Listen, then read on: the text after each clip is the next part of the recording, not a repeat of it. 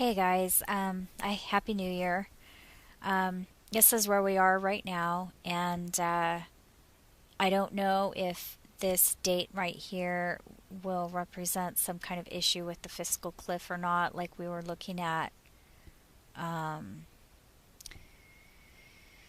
with these scriptural alignments that aligned with Moses descending and the golden calf being turned to powder and all of that. I don't know, what this means if the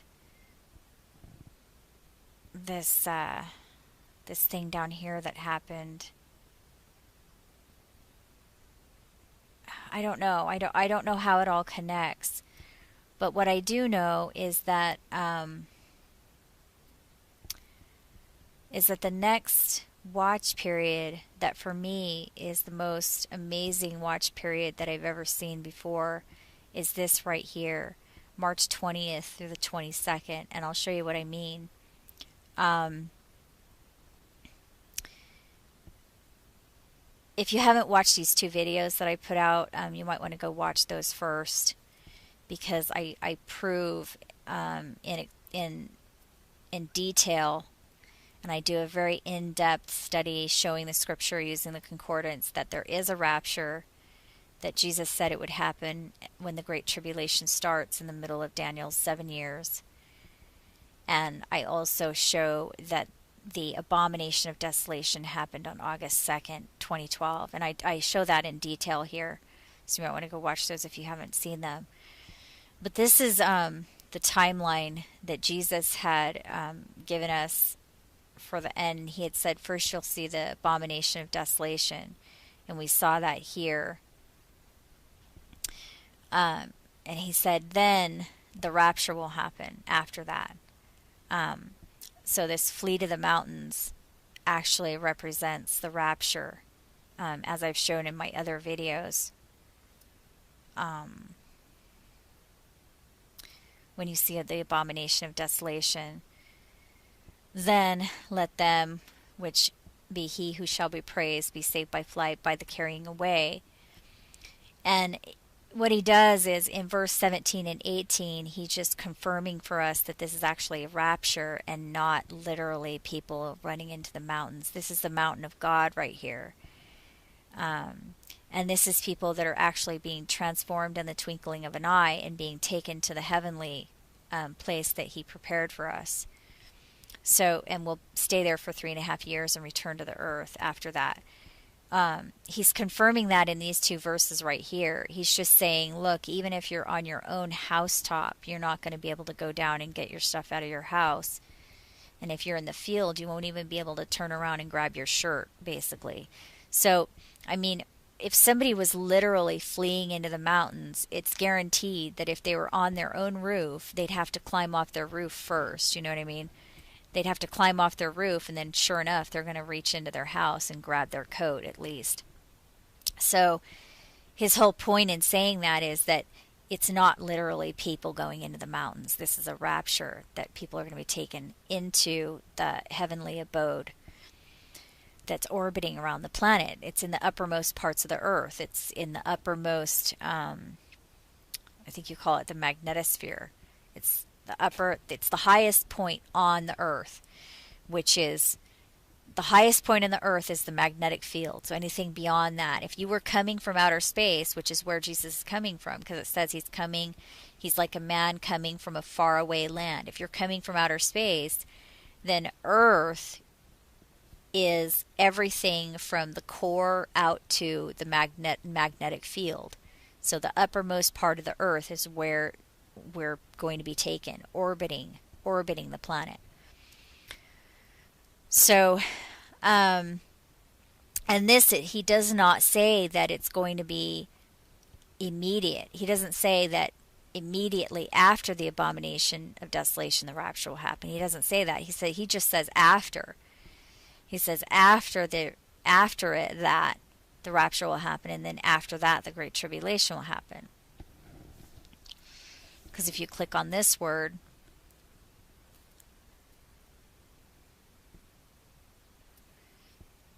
at that time, which is a combination of this word and this word means that.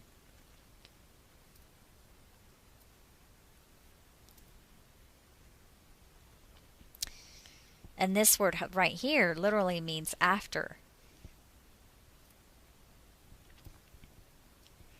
So right here it says after. So he's saying, you'll see the idol of terror. Then after that, the rapture will happen. Then after that, the tribulation will happen. That's what he's saying right here.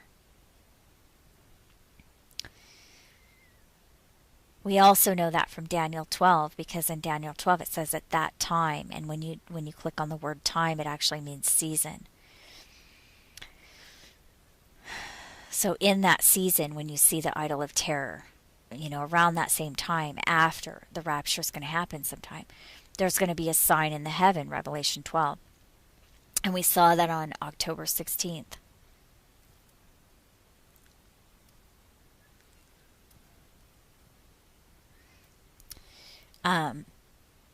He said that he's going to be delayed, but to keep watching. And that was what happened on September 16th, the Feast of Trumpets, on the 35th day. He was delayed. But he said he is going to return at midnight. So what does midnight mean? And I showed this in my other video. It means all these different things. It could mean at night, or when work ceases, or the time of death, or the time for deeds of sin and shame, the time of moral stupidity and darkness, and or the time when the weary and the drunken give themselves up to slumber. He also gave us another clue when he said, pray that it's not in the winter. Well, this word winter actually can mean two different things. It can mean the winter season or the stormy and rainy weather. I'll just show you real quick. Winter right here can mean either the winter season or just stormy and rainy weather. So if we're considering that it means winter, then March 20th is the first day of spring. So that would mean that's when winter is over, is on March 20th. But I think the most convincing thing, for me at least, is that 1260 days after this date, there's a solar and lunar eclipse. So, remember, the next thing that Jesus had said is that immediately after the tribulation, there will be a solar eclipse and then a lunar eclipse. And then the bride will return from heaven. So, we know the tribulation lasts 1260 days, and we know that the bride is held in heaven for 1260 days. So, we know that immediately after the tribulation, there's a solar and lunar eclipse. So here's March 20th, the first day of spring.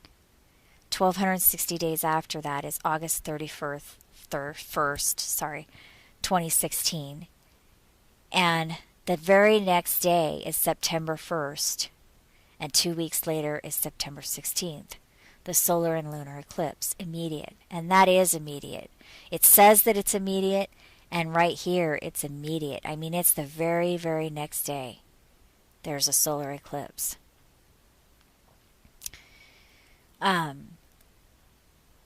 We also have this particular day is Nisan 10 if you count the new moon as being the first day of Nisan. So if this is the first day right here, then this would be the 10th day right here. And this was the day that the Israelites brought their lamb into the house. So the lamb would represent those being raptured. So the lamb is brought into the house. So I thought that was kind of interesting. But then the next day, we have this guy, George Kavasilis, who says that humans will ascend on this date. And I'm not sure why he says that. But one thing that I found kind of interesting that he said was that he had claimed that the Earth's precessional cycle was 24,832 years. And when I was researching the Georgia Guidestones, I saw that their capstone weighs the same amounts. I thought that was really bizarre. So here it is right here, the capstone.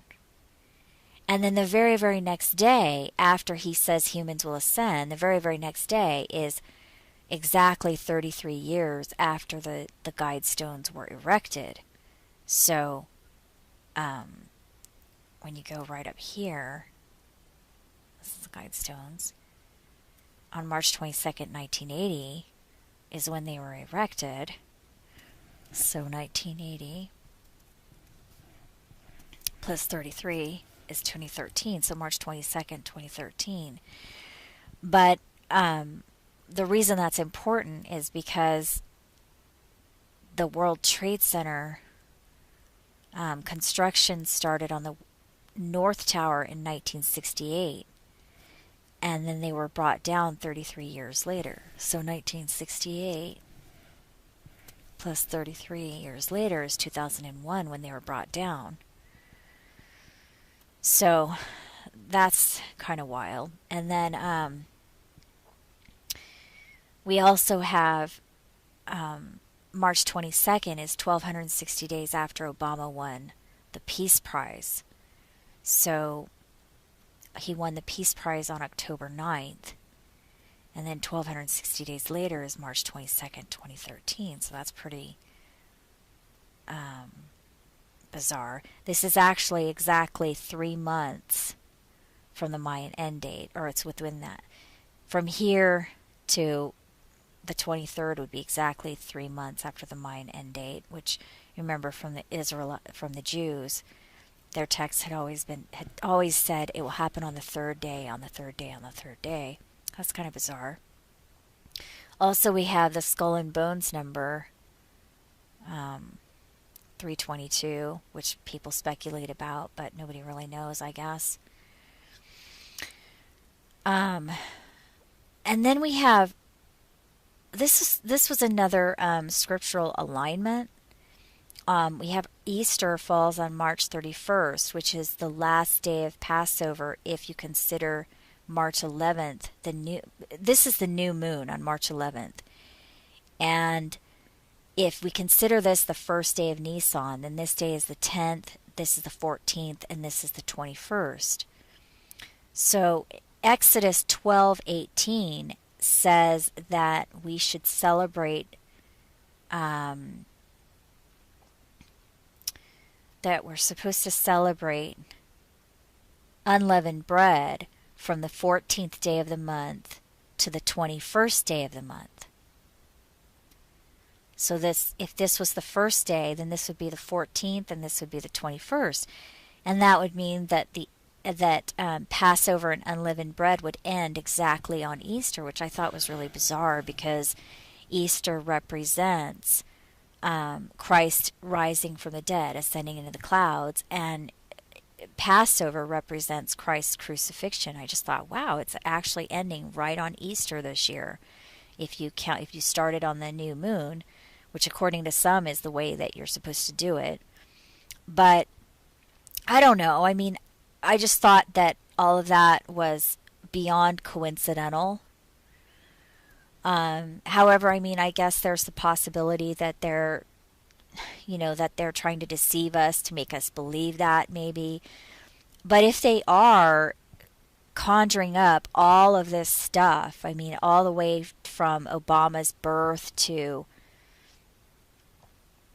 I mean, just everything, that would be a pretty grand deception. I mean, if it is a deception.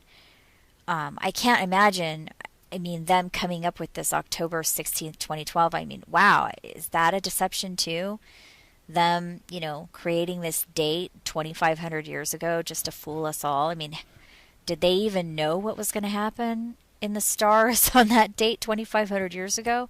That's hard for me to believe that the Masons or whoever could have come up with this and have been going along with this plan for thousands of years. I mean, that's hard to believe, but I guess it's possible if maybe they time travel or something. But anyway, the point is, it's not coincidence. There's no way it's coincidence. But what does it mean? I don't really know. But it's definitely a watch date. So I hope you guys are well, and I'll talk to you later. Bye.